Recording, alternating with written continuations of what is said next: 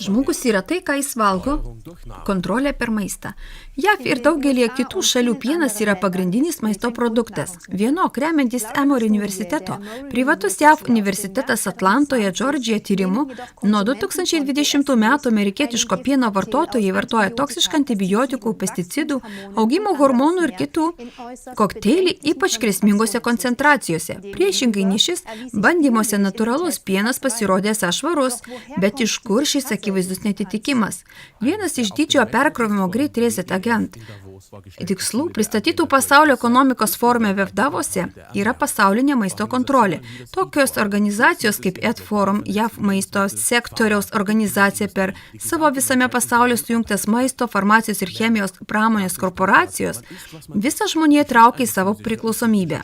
Dar daugiau, pagal posakį tu esi tai, ką valgai, yra fizinė ir psichologinė vartotojo kontrolė. Maisto kontrolė yra viena iš technologijų galinčių paveikti elgesį ir sumažinti žmoniją. Šito žavisi VEF įkūrėjas Klausas Švabas.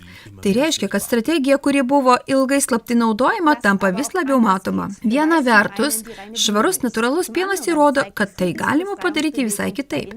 Kita vertus, taikus indų išsivadavimo iš Britų kolonijinio valdymo judėjimas valdant Gandžiui parodo, kad nereikia susitaikyti su visokiomis didybės manijomis, tokiomis kaip didysis perkrovimas.